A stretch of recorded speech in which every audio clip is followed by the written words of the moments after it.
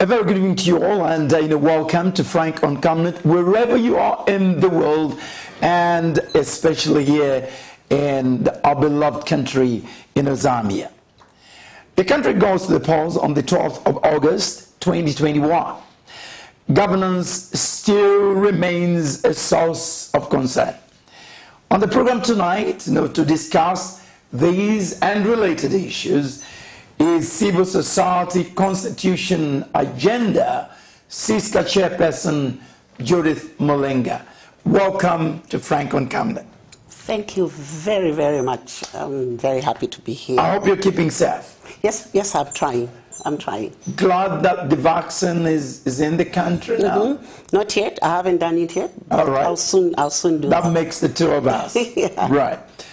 Let's look at your organization in the CISCA. What exactly are the objectives of CISCA?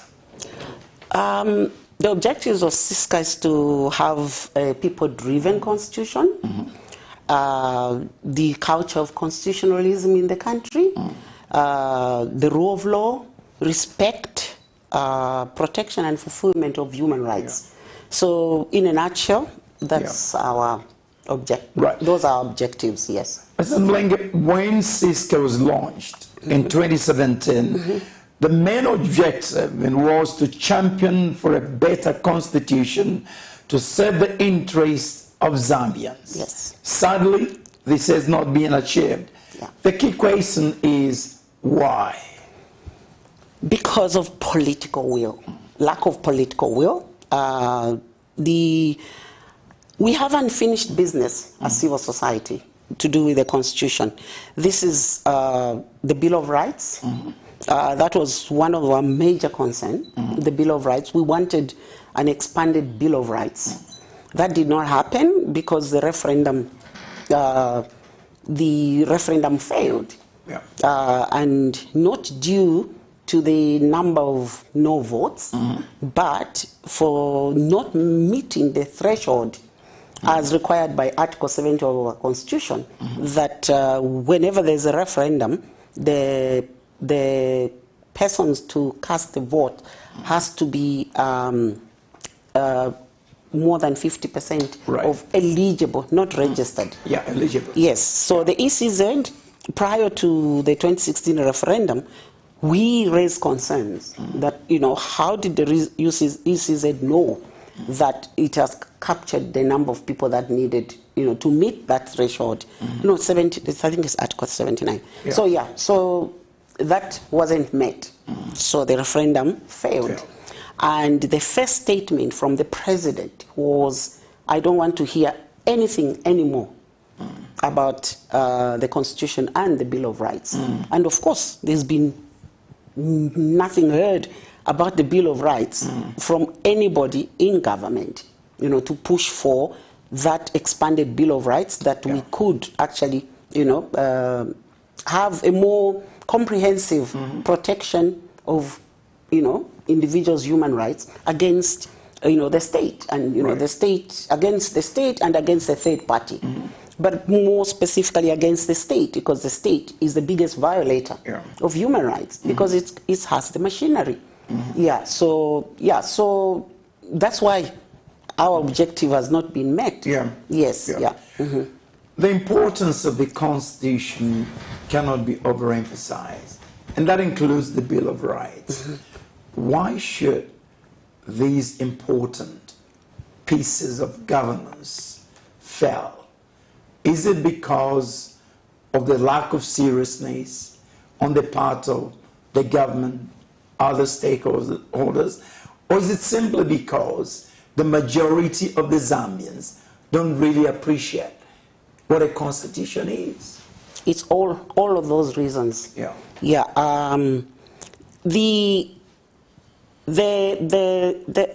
leaders that hold the power are politicians. And politicians everywhere have very short interest, in ensuring that, the public they so-called serve is served continuously until their end of term. And so it's not in their interest to give power to the people. they would like to hold on to that power. And then, of course, the people, us, the people, who are the supreme authority of every institution. Like you say, there's no interest, and there's no capacity even to engage on such. And yeah, so you have a populace or population of people that are generally zombinized, to a certain extent. Excuse that language, but it's like, just following the Pied Piper. Right. And without determining what sort of leaders we want, how we want to be governed, and we sort of lay back. And right now there's a lot of heightened, civic citizenry participation because of the elections. After the elections, it's like like the ones who win, it's like they've been taken some matebeto. Yeah. Let them enjoy themselves while the citizen pulls back. So that is one of the reasons. But the major one is just not understanding what the Constitution is about.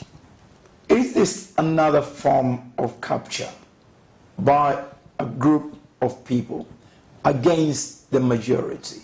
People are supposed to be servants of the majority. Is this some kind of a capture? And if it's so, why do the majority allow a small group of society capturing them? Interesting. A form of capture, yeah. I think for it's unexplainable why we have a small group of people lording it over the majority.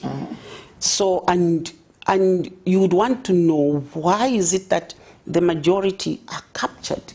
Why do we allow ourselves to be captured?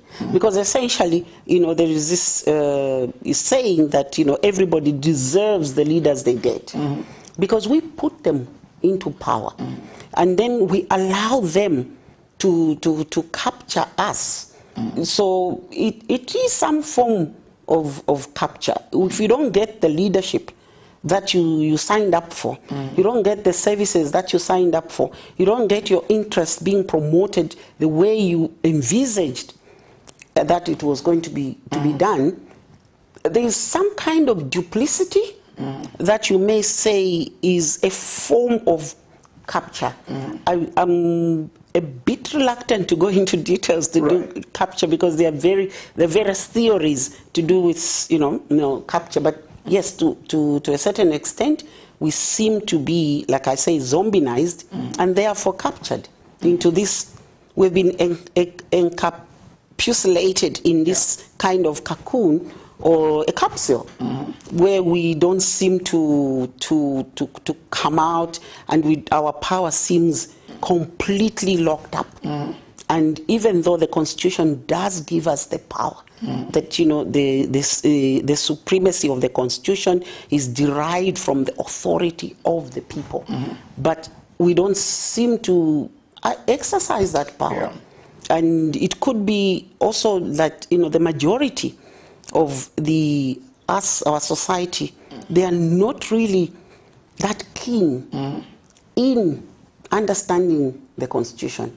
And also the government seems to be happy that a lot of people don't understand. Because if you look at like the South African and the Kenyan situation, the government has produced many copies of pocket book constitution. You will find the Kenyan constitution pocket size, South African constitution pocket size.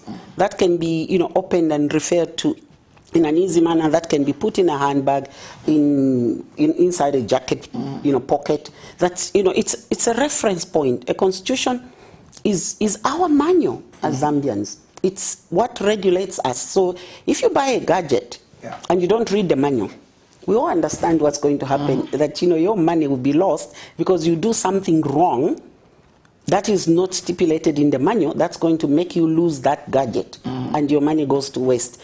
So essentially, this is a problem that we have in this country.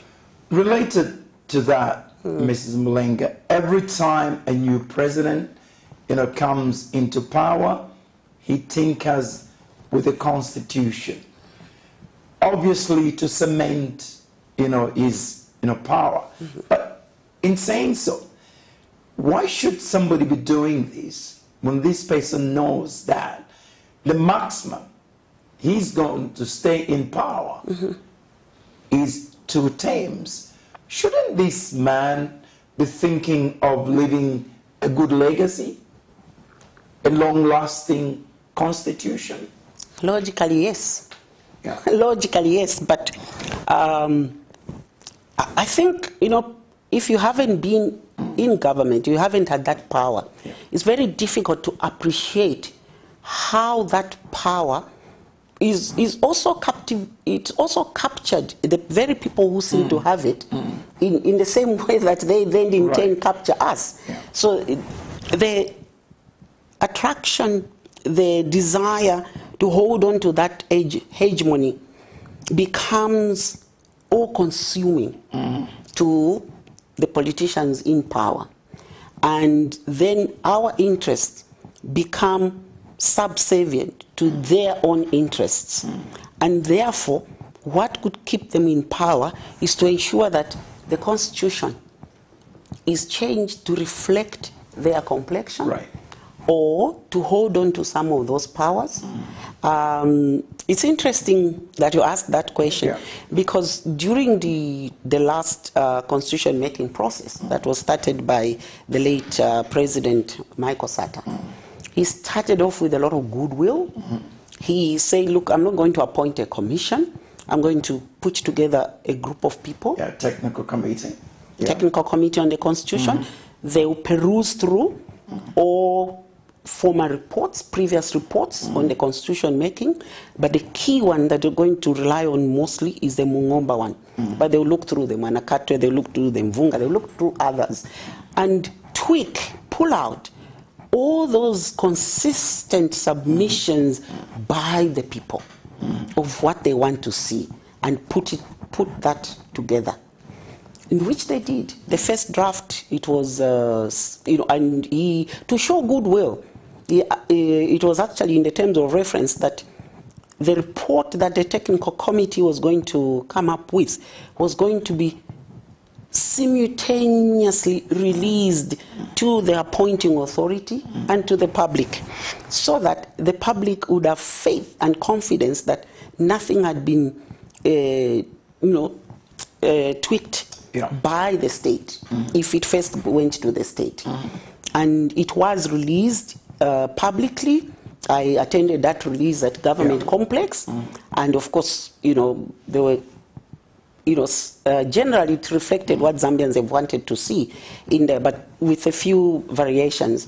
And then the technical committee, which wasn't really in their terms of reference, but they asked that they subject that report to the people to validate that, yes, this is what we have consistently wanted to see in the Constitution. And there were 3 key issues. One was to curb the unfettered powers of the president. To remove most of these powers that the president has. 2 was to see gender equality in society. This was the Constitution that was going to deliver, the foundation or bedrock of gender equality in this country. And 3 was devolution of governance. Not decentralization, but devolution of governance, so that the people own the governance of their immediate, where they live.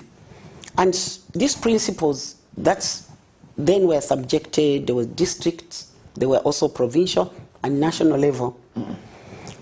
And all was going well, and then from nowhere, the second draft, the final draft, disappeared. No one could own up to that it was finished and everything, until the technical committee they they did do a press conference where they said, look, we are finished. Our desire was we release that simultaneously as we had done the first draft. But things have changed. Now we are being asked to just release it to the powers that be. So we are back again to the tinkling. You know, from being this a genuine goodwill that I want to see a constitution that the people have wanted to, it went to tinkering. And this is where we are. Absolutely. Why is it that even when a constitution is facilitated, there's no consensus in terms of the interpretation of a number of articles, even with our learned lawyers, differ so badly. You wonder if these learned people cannot have a consensus. What about an ordinary person? Why is this the case? I mean, there's so many examples. There's issue of the eligibility or not of the president. There's now the question of qualifications of a grade 12. So many differences. What are the contributing factors? Do these people really spend time when they're deliberating to understand these articles? Good question again. What I've learned is that drafting of the law is specialized. It's not for every lawyer who has that capacity. There are very few specialized lawyers that do the drafting. So the way we generate concepts as the people, and then the drafters would then translate our concepts, couch it in words. And the understanding is that if there is need to interpret, if there is that contention, to interpret, that is being left to the courts to do that. Right. So the courts interpret where we are failing to reach a consensus as to what the wording of the Constitution means. So the difference in opinion will always be there. Right. It will always be there, and that's healthy because it gives all of us to debate. We get, even the ordinary people get to know as a byproduct, get to know what's in the Constitution through these heated debates that erupt in the country. I remember that when the late President Mwanawasa passed on, may his soul rest in peace, it raised an issue. What happens now? Even the most educated are not bothered to look at what does the Constitution say in case the president dies? What happens now? And we all then were drawn to the Constitution to read that actually there should be a by-election, 90 days, within 90 days. So we got to know that part of it. So there's nothing wrong in debates, heated as it may, but at the end of the day, the role to interpret is left with the courts. You've just made reference to the elections, and indeed we're going to the elections in August. Shall I push you against the wall and ask CISCA's position on whether the current president is eligible or not? From the wording of the Constitution, the president, it says someone who has held office twice. And from a lay person's interpretation, he has held the office twice, 2015 and 2016. Right. So from that wording, CISCA, we believe he is not eligible. However, as to the determination of his eligibility at this stage also, we hope that the courts will determine. There's also been some arguments in certain quarters, especially aligned to the ruling party, that the court pronounced itself on his eligibility during the Danipule and the Danipule case. But however, when you read the ruling and the many write-ups that I followed from legal minds and others, political analysts, on what that ruling was about. The court ruled on the meaning of a full term, right? A full term of office, and the full term of office, it's the 3-year term as serving what would constitute a full term if someone took over from somebody else's whatever, is contained in the amended constitution of 2016.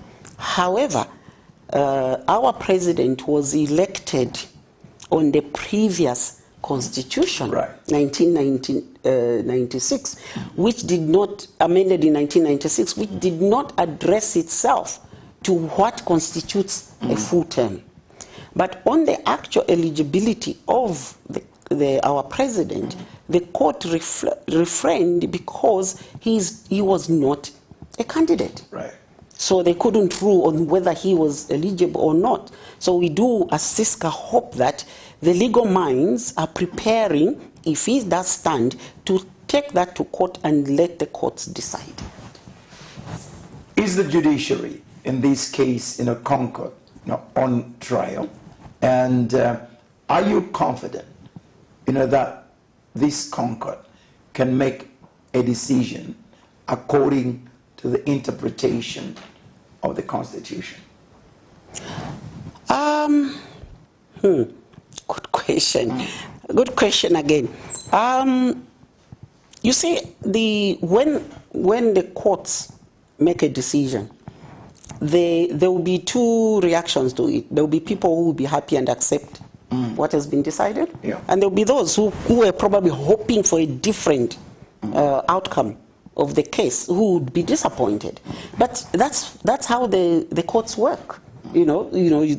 Some win cases, others lose cases. So as this constitutional court is a creature of the 2016 amended constitution. Before that, there was no constitutional court. So there is this court that is being given a mandate to interpret the constitution, hence the constitutional court. So in terms of it being on trial, yes, it is, in the sense that it's a new court that is being constituted, but it doesn't mean that the people, and there was some argument some time back that some of the people that were appointed to the Concord were not qualified according to the Constitution, and there were some opinions about it, but that has since died. So it is on trial in the public opinion to see how it interprets. For example, the eligibility case, when you read up most of the write-ups afterwards, many of the authorities that have written on that judgment claim that the court misdirected itself, and it should have given, because it ruled on a term of office that did not apply to the incumbent, because the incumbent was not elected through the current, which he assented to. He was elected through the previous, which did not concern itself to how long somebody was president. It only concerned with being elected twice. This one says holding office twice. There's no contradiction there. So it's on the issue of, did he serve a full term in 2015? But that's not, that doesn't say about him as an individual eligibility. Because if the 3-year period, which is considered as a full term, is through ascendance to the president by the running mate. But then this ruling is on somebody who the full term is ruled on somebody. It wasn't on him because he didn't ascend to the... so there are all these debates, which for us as civil society, it's healthy.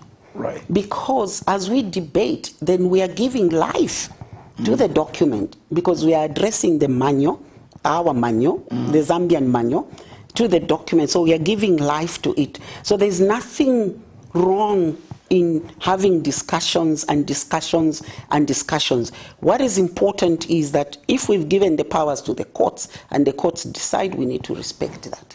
Yeah, because that's the institution we have. Do you anticipate, disputes, including petitions, not just over this issue, but even other issues, related to the forthcoming election? Yeah, yes, we do. We do anticipate that, and we would have hoped. I think we've been consistent as CISCA that we don't like the apprehension that takes place each time there are elections. Right. If we are a democracy, we need to accept that free and fair elections are a routine process that we need to go through to elect our leaders or validate that are already in power or change. And in a democracy, we should not be afraid of change. And here, we can't pick from, I can pick rather from Mark Twain, who says that, my government, my country always, my government only when it is right. And, governments are composed of people. And therefore, they may not serve, the best interest. They could start off well and somehow fall short or whatever. So we need to put them back to the test and to make them accountable. And we measure how they've served us as they had promised. And if not, put them aside. It doesn't mean we hate them. They're just not good for us at that particular moment. What are some of the contentious issues that CISCA feels should be addressed before the elections? Okay. One of them is the political violence. The political violence in its any shape or form has no place in a democracy, especially if the violence has to do with the governance, of a country. In any civilized nation, violence has no place. In any form or shape. But we've witnessed political violence, and it has been escalating. Even when we're not in an election year, we witness them constantly. Any by-election, there will be violence. That should be addressed. It must stop. We are not, the Zambian people do not want the Mike Tysons to be in offices. No, we want people who are empathetic, who have our interests at heart, who will listen to us, who allow us to be their masters as they rule us, and then who will move together, who will make our lives better. I think everybody, they don't need to read the Constitution to know what type of government that they want. So political violence, as CISCA, we don't want it.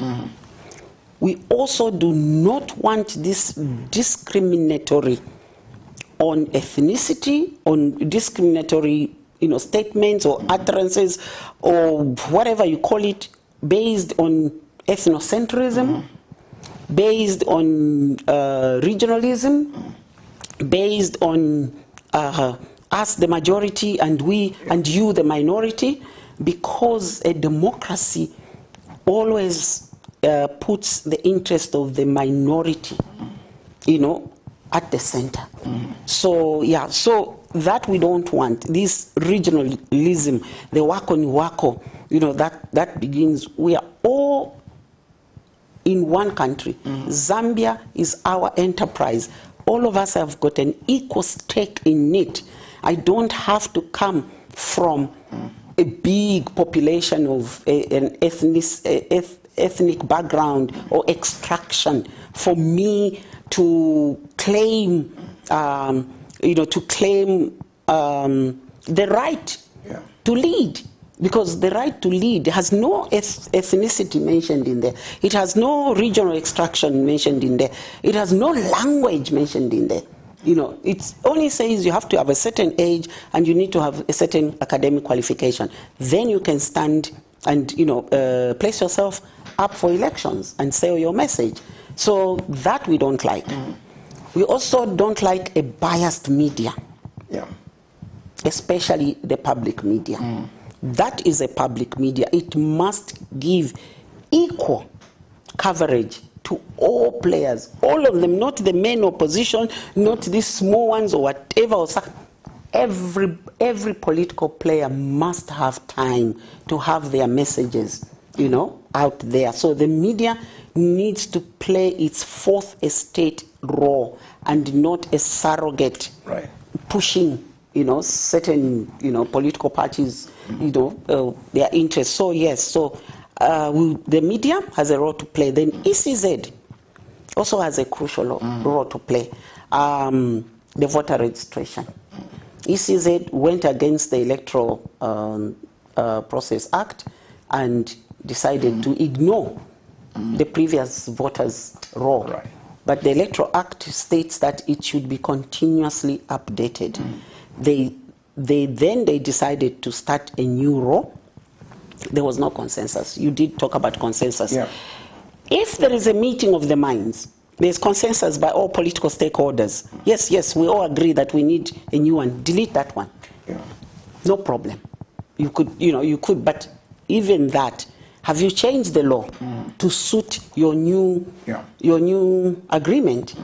So they didn't do that. Then, secondly, their target was to register 9 million.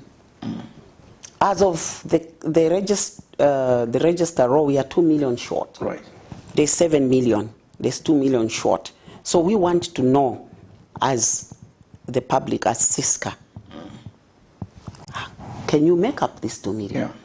Because if it was your target, then you knew that this is the number needed to legitimize the results of the elections. Or whoever wins, okay, they were voted, and this is, but if the majority are disenfranchised because they don't appear on the roll, because they were not able to register for one reason or the other, then the elections are not free and fair from the beginning. So from the beginning, they are not free and fair. So we would like to see more voters on the roll. And also we've seen some skewed numbers, in some places 22% in these constituents out of the eligible, in other places 64%. One ECZ registering, but you see this disparity in numbers. That is already a concern by the stakeholders. And the thing is, we need, you asked, did you see do you see petitions coming up? Of course we see them. If we see such things, do you think that people are going to accept lying down? They won't.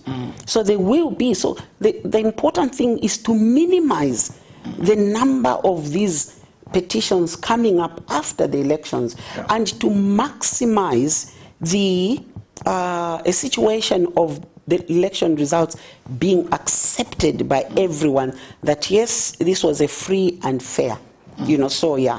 But for this government, PF, from the time they came into power in 2011, it's very difficult for them to actually claim that they can deliver a free and fair. Why am I saying that?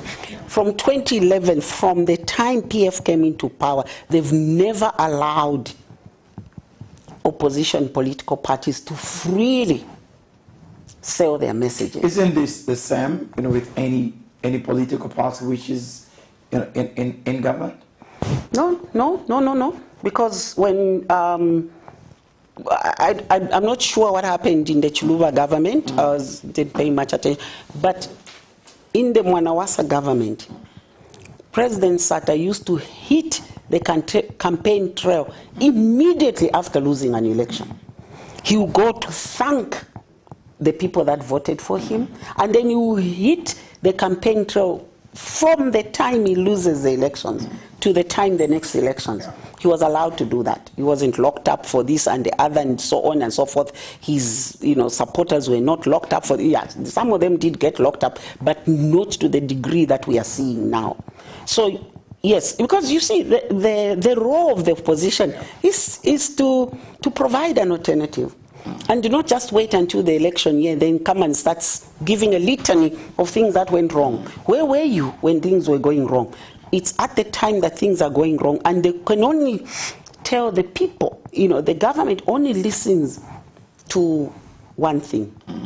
Any politician, let me say, not just the government, they listen to one word. It starts with the letter V. It's the vote. Right. That's what they listen to. It's the vote. Who has the vote? It's the people. So if you want to be elected in an electoral office, you can't talk to me or to your friends. You need to go to the people that has the vote. So they can give you that vote when you ask for it. The target of 9 million, was not attained. We got 7 million. How do we get the majority of those, to the polls? We need to do two things. One is to revive the dead voters register. Bring the new register. Consolidate them. Clean it up. Remove duplications.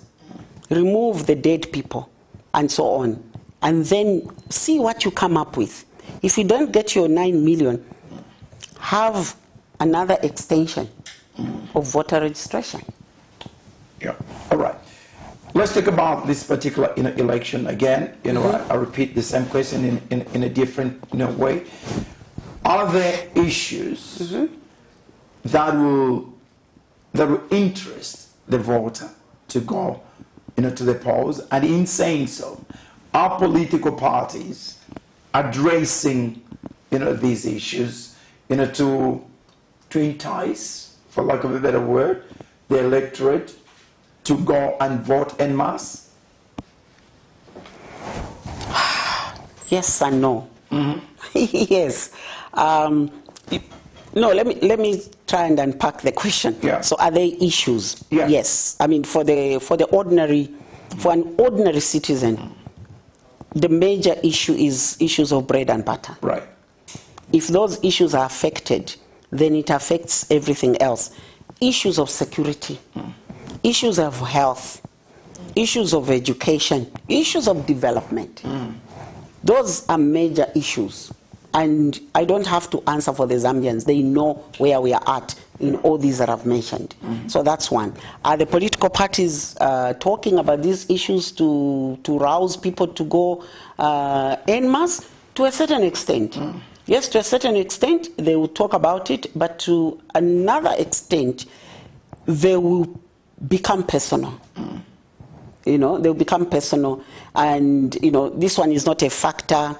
This one has already lost. We have already won, or it becomes personal, and you start to wonder, where are we, the voters, in the scheme of things, if somebody has already won without me casting a vote?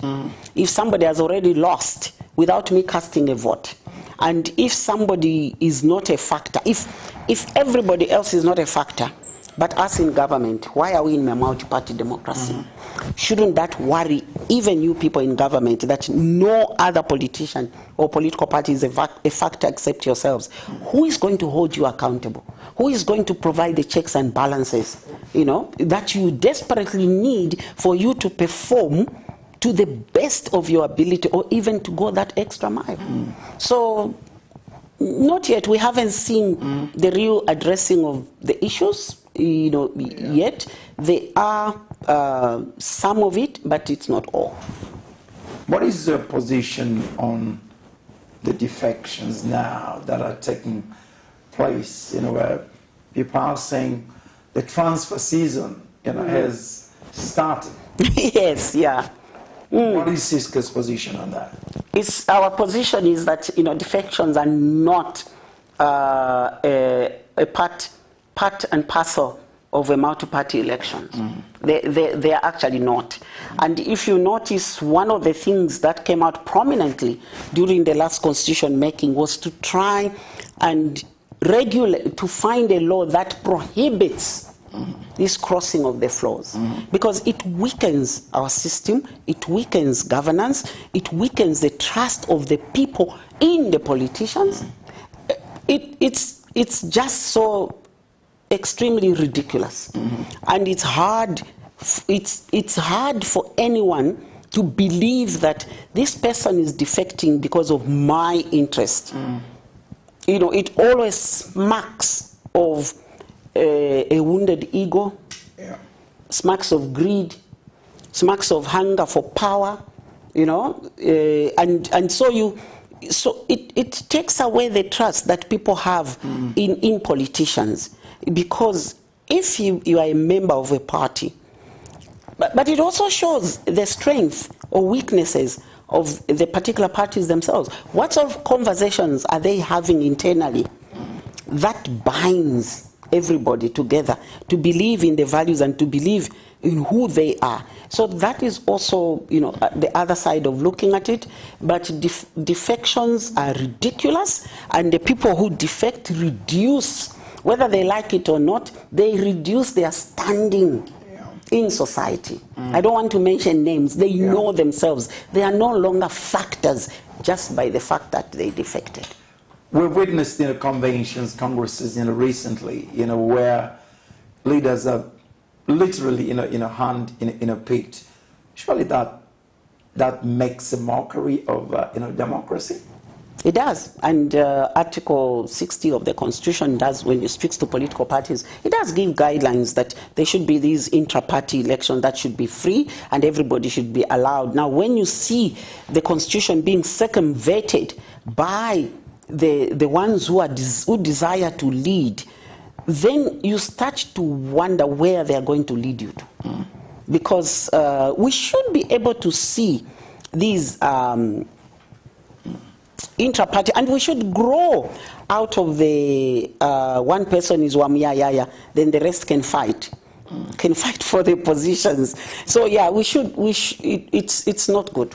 It doesn't augur well for our democracy.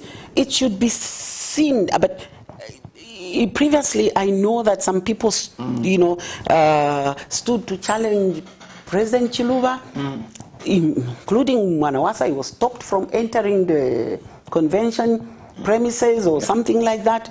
So this has been something that has been happening, and this vicious cycle has to stop. There needs to be statespeople to stand up and say, look, let's do things by what we have said. After all, the Constitution is ours. We gave that unto ourselves. So why can't we respect what we have given unto ourselves? Right.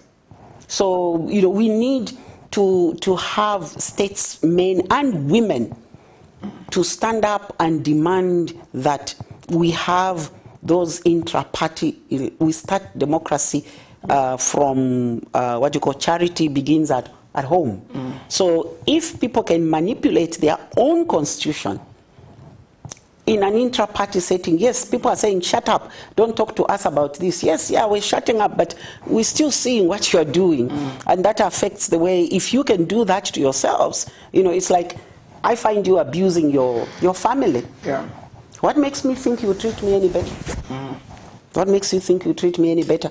You extend the possibility of you extending that to all of us outside your own home environment is very, very eminent. On a good note, we've seen increased numbers of women aspiring to be members of parliament, to be, you know, councillors. What is enhanced, you know, this? You know, is it renewed interest in politics, or is something attractive, you know, in being a politician? You know, money. It's very okay. It's a good thing. Yeah. Because Zambia has men and women, doesn't have men, and therefore it's a good thing that the women are standing up. But our hope as CISCA is that these proliferation of women wanting to stand, wanting to claim their stake, is a good sign on us civil society, because it means that our advocacy has paid off, or is finally paying off. However, the measure of leadership is still the same. It should, nothing should less should be expected of me because I'm a woman than of you because you are a man. What I do in my leadership, what the decisions I make, and the processes I institute affects everyone, whether it's by a woman or not. So this idea that women will necessarily make good leaders, it's a bit naive. It's like what I get when I'm driving in crowded places where pedestrians will look and say, "Ani mukazi," and I tell them my car is not a woman. Right. So when I hit into you, it's going to have the same impact as if it's a man behind that. So we hope that this is not a sangwapo. Let's grab what is there so that we can also enjoy. We hope that this cohort of women who want to take up political power will make a change of how politics are viewed and what political leadership is supposed to be about. We hope that many of these will become Angela Merkels. What issues would you like these women aspiring candidates and those who be adopted to be addressing? I think the first and foremost, they are claiming a stake that has been not been easily attainable to themselves. So what they should do is bring about gender equality, meaningful gender equality, where both gender have a stake in it. Bring about accountability in leadership. They should put themselves out, and they should challenge us, the people, to make them be accountable. They should not want to gloss over their irresponsible actions or decisions. They should take full responsibility for their actions and what they are supposed to do. They should not blame the weather, the rain, and everybody else that they can pin a point. It should be a leadership of responsibility. Right. A leadership of servitude, and we are more inclined to think that women can do that because we are nurturing. I mean, we are nurturing by nature. I hope I've pronounced them enough to make a difference here. Yeah, we are nurturing by our very own nature. So we hope that can translate. What has happened before, we've seen the women have gotten power and for themselves. Right. They've enjoyed themselves just like the men.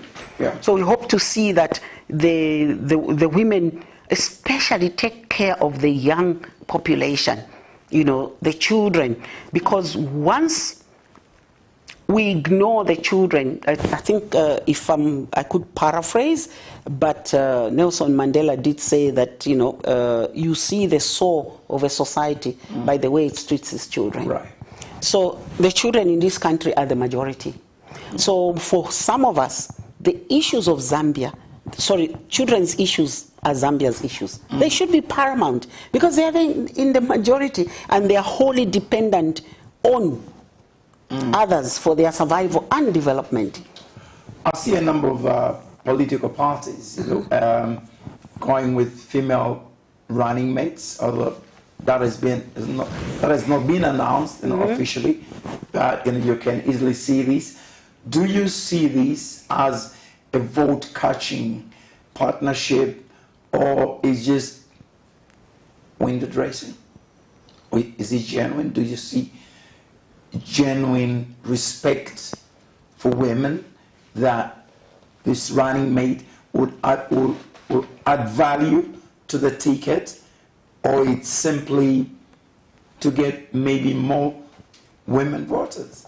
What do you see? Do you see a genuine desire to have quality females as running mates? Good question.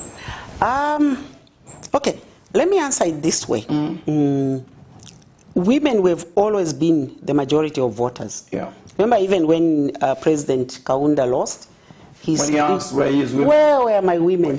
He asked that, So we have been the people, but we've always put men in power. Yeah. So is it to catch votes? I doubt it. Because we are very much prepared to sing and put men in power. Right. So if I don't think it would really be an issue of, oh, he doesn't, or she, the running mate is not female, so will not vote.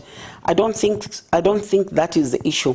The issue is that for me, the issue is that if you are a running mate and you are female, you need to add value to your candidacy. The package of you and the president. You need to add value and not follow behind the jacket. And so you also need to carve out your own niche. You see, the thing is, we should be paying attention to this running mate. We should be, because if anything happens to the president, that's the person who's going to. That's our president. Yeah. That's our president. So we should not gloss over. It's a woman, so therefore she'll be, receptive. She'll be motherly. Let's see them. Let them prove their worth. So that if for some unforeseen circumstances the president is no longer able to carry on, the male president, we have a worthy female president. Great. We did refer to Bill of Rights earlier, which failed in a previous election. Would you have loved, the ECZ to revisit, this?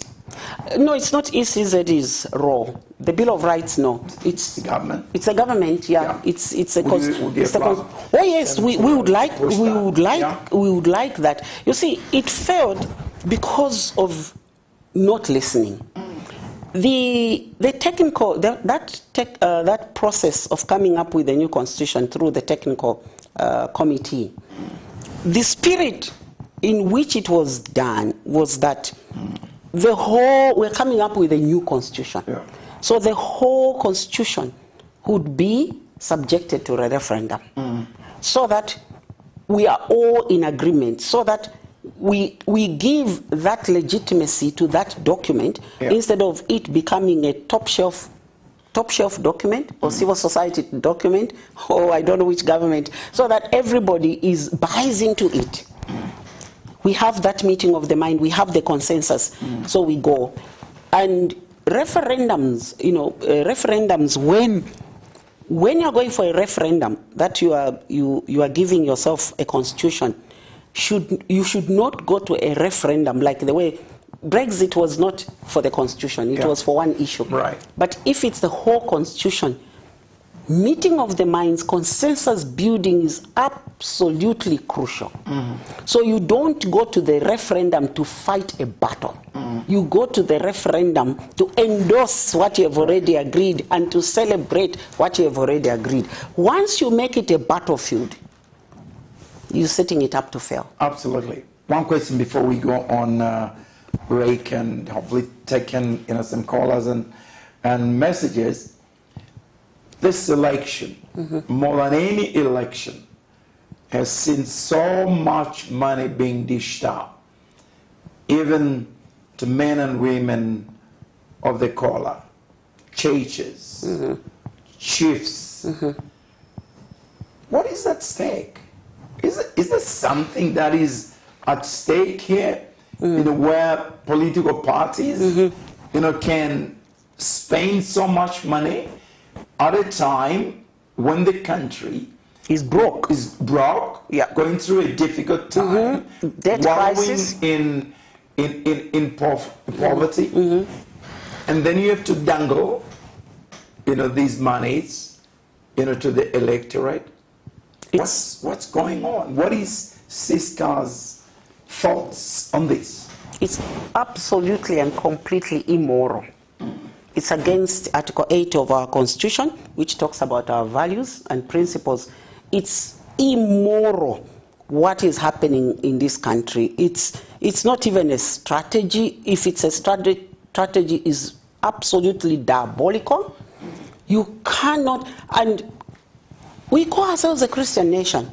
And I know that there's a verse in the Bible that says, you teach a man, is it in the Bible or is that the teaching? Teach a man to fish and you feed him for life. You feed a person a fish, then you feed that person for a day.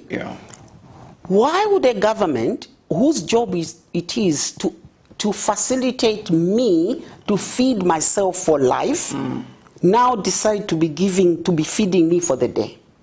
So they are calling it empowerment. It's absolutely disempowerment. They have changed the term empowerment. The term empowerment in terms of a democracy, it's the extent to which the ordinary citizens take part in the governance processes and the power that they wield in checking those that have the power. That is empowerment. It's not being given money. Besides, what is our tradition? Is our tradition such that if I visit your home, I bring you money? Is that our tradition? If you visit me, it's my responsibility to give you a glass of water or whatever I can afford. And we have a saying that right. Now we have people visiting constituencies where they've never been and then giving them their guests. They are supposed to be received by the people they visit. So they should be given that hospitality.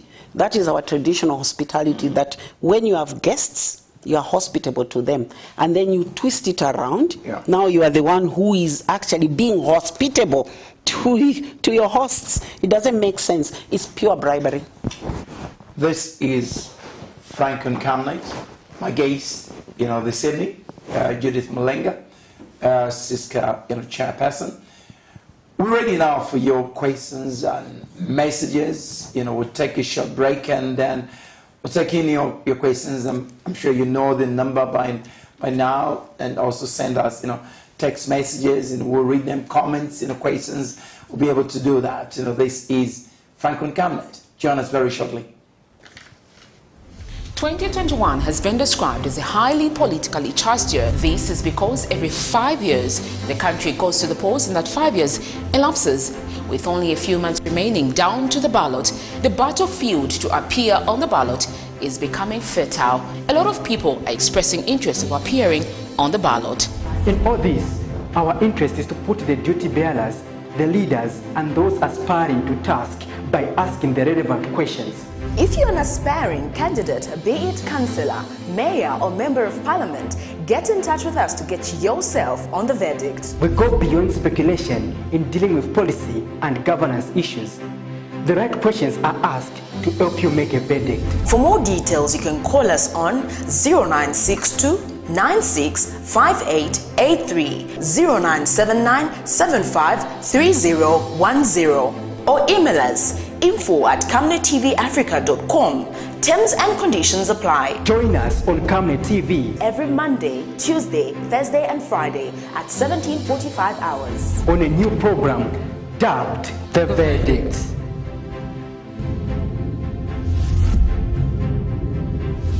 Remember that Camnet TV is not just another channel.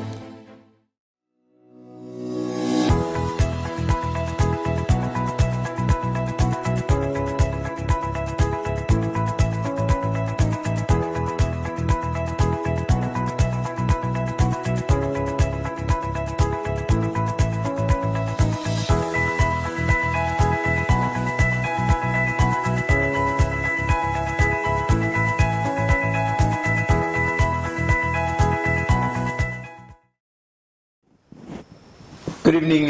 This is Frank on Camnet. My guest, Judith MULENGA, who is the chairperson of CISCA, a body that looks at the Constitution, and we spent quite a bit of time talking about the Constitution.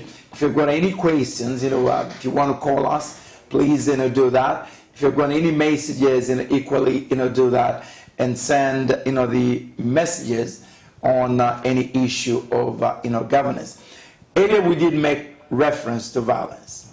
If violence perpetrates during these elections, I think it will have a negative impact.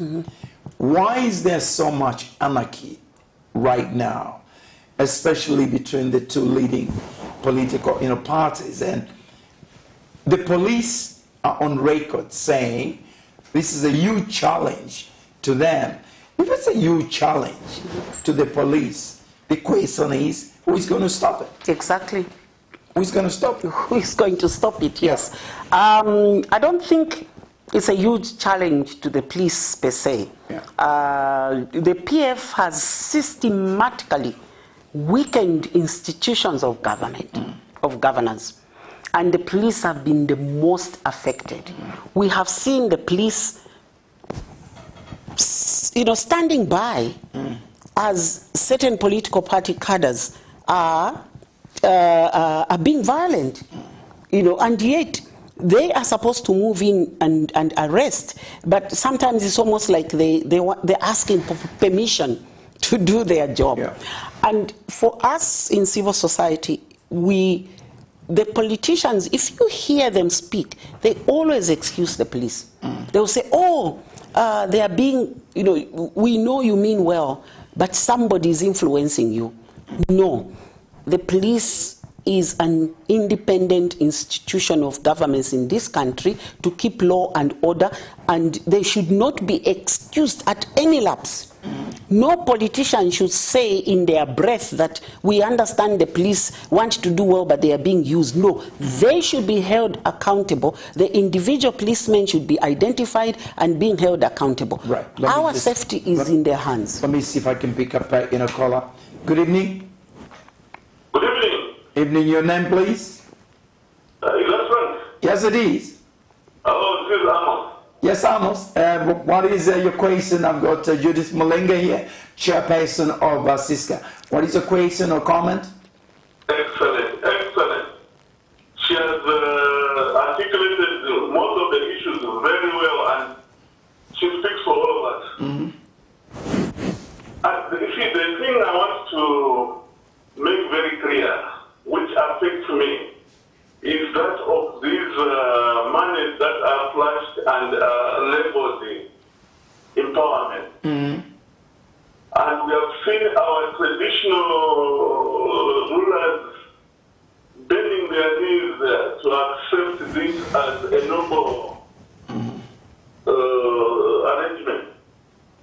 And also the clergy have responded in some quarters, saying that this is the way to empower the Zambians.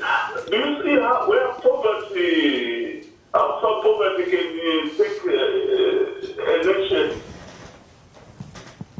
to turn us into beggars? I think this is not right. Yeah. I feel ashamed as a Christian that we have sunk this far, because like she rightly said, it is immoral. And we have our clergymen allowing situations where politicians can toss us around. And even question the position the bishop in Chipata took, that they should now engage him and perhaps negotiate with him to bring him to his mind. When he was, no, this is not right. This is not right. Yeah. It's very annoying. Thank you. But otherwise, Yeah. Madam, what she stands for is the correct position. She has been very balanced in whatever she was saying. No bias. This is what Zambians need to know. And these are the people who we need to support, who must be entrusted with governance of this nation. Madam, we salute you. Thank you very much, Frank. Thank you. Frank, you're doing a great job. Thank you very Go ahead. Thank you very much. Don't listen to any negative voices that make thinking that you are promoting something which is one-sided. You are very balanced. Thank you. And this I confirm. Thank you very much. Thank you. So thank you very much for that contribution. Obviously, this cannot go on beyond the elections. What kind of empowerment would you like, facilitated? It's the sort of empowerment where we are all in it. It's a sort of empowerment where you know the truth, and there is and your leaders are mobilizing all of you. They are not coming with solutions. They are facilitating a situation where we agree on a solution as a collective, and you know it's the sort of empowerment where the different types of people in this country can see themselves in the leaders that are out there. So if I'm a woman, I should see women leaders there. If I'm a single mother, I should see a single mother in leadership. If I am disabled, I should see other people with disabilities leading there. You know, so we should be able to see a kind of like a constituent assembly where you can see yourselves in the leaders that are there. Then you know that at least the empathy that is required because I'm in a certain situation would then be would be taken up by those that are leaders. You know, to take up, and so it's not, we are not looking to be handed out solutions. Empowerment is me being part of the solution. Right. Elections, in a way, is to a large extent, we just alluded to this, you know, about who's got a lot of money. The women have got challenges in accessing funds. You know, funds. Shouldn't your organization, shouldn't civil societies, or what else can be put in place, facilitated, to assist the, women, candidates? What would assist the women candidates is to have an electorate that is aware, an electorate that is discerning, an electorate that completely comprehends the power of their vote. That way then, the women don't need to fall into the same mediocrity where the men are to also start looking for money to dish out. The women candidates should be, we, the electorate, should assure those women candidates that we will vote for them on merit. Right. And not because I've been given a T-shirt and whatever else. Let me take in a caller. This is Frank. Hello. Good evening. Hello. Good evening. We can hear you. What's your name, sir? Good evening. Your name, please? Mkandawile calling from Kuwansha. That's my town, Mr. Mkandawile. How are you doing? I'm fine, super fine. Excellent. What is your question or comment this evening? Yeah, my concern basically is on the drafting of the Constitution, which was commented on. We have specialized people making a draft. But I hope that those who draft the Constitution have a common person in mind, so that as we read the Constitution, we are able to understand it. And if we have these specialized people who draft the Constitution, maybe the other side of it would be why not have people in the Constitutional Court who are specialized in drafting the Constitution. Why not that way? Thank you. Thank you, very much. Would you like to comment on that? Yeah.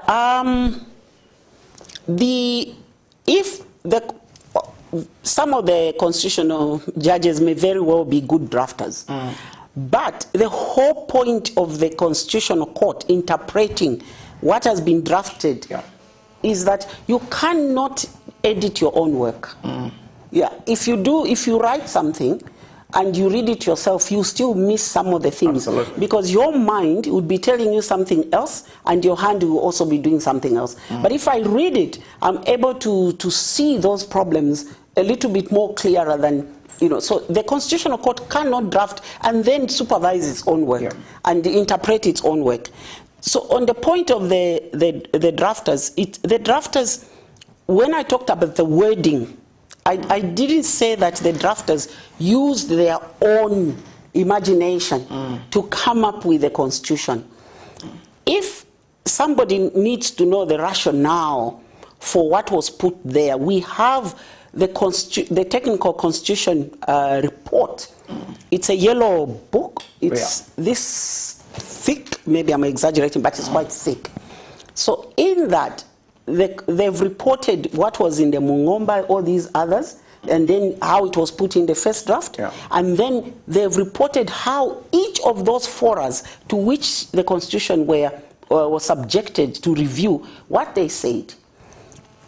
Interestingly, when the grade 12 interpretation by the Concord, I went back to see the rationale, and I found that not a single district, not a single province argued against the grade 12 being what they were arguing about. In fact, one provincial convention actually wanted even to add a degree to the grade 12. All of them were agreed that the minimum grade 12 or its equivalent was what they wanted. What they were arguing about in terms of representation, people representation, were issues that MPs should be ones who have been living in that constituency prior to the elections, maybe for about 5 years or so. And yes, those are the things they were arguing about. The grade 12 passed. Everybody, I mean, all the conventions agreed that we maintain that. So yes, maybe now in retrospect we are saying, oh no, it's disenfranchising and everything. But the people said this is what we want. Not a single convention. Oh yeah, except the sector group. The sector group convention, which was just before the national convention. The group that was looking, the experts, sector group was a composition of experts in different fields of the constitution. So the group that was looking at political representation is the one that said grade 12 will not allow many Zambians to be leaders. It was only the sector group. Would you like this to be revisited? It's not us, it's the people. If the people feel like, okay, it was a mistake, by all means. I mean, the constitution it's how we want to roll. So, sorry, but how we want to be governed. So if that's what we want, so let's go. But we should not just, rise up. We need to go back to what was the reasoning behind this. So the draft committee, they put it there. Absolutely. Do we have any messages tonight? Any messages, any contributions through messages? Good evening, good topic. My comment is that even as we adopt more women to stand, let's not make it too easy for a male candidate to win, because we've featured women who have not led an acceptable lifestyle to stand. I'm not against women standing, but let's consider quality. Would you like to respond yes. to that? Yeah. What strikes me about that is an acceptable lifestyle. Hello? What is unacceptable lifestyle? And we have so many men with unacceptable lifestyles who are our leaders. Some of the highest offices, unacceptable lifestyles. So why should that standard, double standards, be put on us? Is it about lifestyle?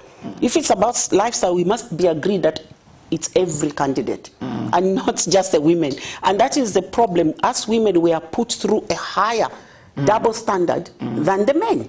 Oh no, she drinks, but you vote for a person who drinks. That is double standards. That's already being discriminatory. So what is an acceptable lifestyle? So yes, women should be voted for. The measures of leadership, that's what I say. The measures of leadership should not be any less for a woman as it is for a man. But it should also not be any more stringent for a woman to prove themselves worthy than a man. Related to that, is there any need to adopt, lifestyle audits to see? I mean, some really the kind of money people have now is not the kind of money they had, 3-4 years ago. Absolutely. Absolutely, we need to. You know, if the people say, look, we need to audit, you know, where we are, because people do. The Auditor General's report, you know, there is one comment in one of the Auditor General's report where, no, not the Auditor General's report, TIZ did do that research on Show Us the Money. Right. And one of the comments made, for me, when I read that book, there is one comment made by somebody, an official from the Auditor General's office, who said, look, we produce these things, but it's like the people don't even care. Yeah. It's like the people don't even care. We should begin to care the wealth that people get. Going into government is not getting wealth. Absolutely. If I do not have an elephant now, I should not buy one because I'm an MP. Because if I can afford an elephant, I should have it now. Absolutely. Why should I only, and then say, no, I was saving money, you see, I was this and this and this, so there was money that I've always been a business. No. Why didn't you buy that elephant when you were outside the government? We should be asking those questions, and we should not accept those lame reasons. It's very easy to do an audit and see where this money has come from. Absolutely. Do we have any more, you know, messages? Do we have any? Okay. Good evening. Our dear president has held office for 2 times, regardless, and has been sworn in 2 times again. Whoever occupies the president's office can hold that office for as long as he wishes. Then everyone will start doing that. Okay. It's actually, I think, agreeing, you know, with you. Do we have another message? Any other message? We don't? Okay. The type of leader Zambia has is a true reflection of citizens' inability to analyze issues. Suffer not, a wish to live, but not to inching God. A reflection of how we are. We'll get back to that. Let's get in a caller. Good evening. Good evening. Your name, please? My name is Sorry, what's the name again? My name is Joseph. Yes, Joseph, where are you calling from? I'm calling from the... All right, please go ahead. Yes, please. In fact, I'm trying to look at the power. I heard that the empowerment now being done is now to the people. It's not supposed to be done. It's like you right corruption. And this is supposed to be that is not the power. I think the line is pretty poor, you know, on that. The way, I think, let's reflect on the previous message. The way we vote is a reflection of who we are. Who we are. It's been said that, because why would I put my vote to a person whose values don't reflect mine? Why would I vote for them? Yeah. And that's what I said about the type of electorate. Is it an aware electorate, or we have a situation where somebody had talked about poverty? You've been so dehumanized, so dehumanized through poverty, and then you have these few people with a lot of money whose interest it is to keep you in poverty so that they become your puppet masters. Yeah. So when people are made to be receiving stipends to vote for a person, then you have a liability electorate. Right. They don't see what role they are going to play. Even if there is a change of government, they don't see, and you hear them say, if right. Even if these people win, they will not look after us. So this is the time kukwata motachi, and this is the time to eat when they can give us that, and that is being perpetuated by our leaders because it's in their interest to keep us impoverished, to keep us dehumanized, to keep us, in indignity, lives of indignity, so that we behave like serfs when it comes to them. Right. Do we have any final messages before I ask my final 2-3 questions? Empowerment for changes is wrong. Let them give money to retirees. Any more before we close? That's it. Good evening. You've articulated very well. Mine is about dishing of money or the PF. It's not, it is a malpractice. What is ICZ doing about this? Any more? I think we're done. Okay. Mr. Frank, good evening. We are with you, sir, but our leadership has gone down. We should restore our governance. Governance new system. Any more? I think my guest is taking note of that. Are we done? Great. Would you like to respond to some of those? Yeah, on the malpractices. Yeah. Yes, bribery for a vote is malpractice. Yeah. Hence this odd euphemism of empowerment. They're using it. We've brought so many tankers. People not in the business of distributing fuel and things. It's ridiculous. The level is ridiculous. Like I said, it's absolutely immoral. There are malpractices, but we have seen that the ECZ is very reluctant to throw the book at those in power. Why? Because of the appointment of the commissioners. If the commissioners were appointed differently, we may see more independence. If you appoint me, I must be a very, very brave and odd person to defy you. Right. 1 or 2 questions before we close. One which is not related to our subject today, without prejudicing the case. The race of chieftainess Mukoni. You've not heard about her. Well, she was arrested in Livingstone. She's been brought here to Lusaka, and I think abducting, she's part of those, UPND people were detained in the almost the same case in Southern Province. But maybe the Hatembo issue. Yes.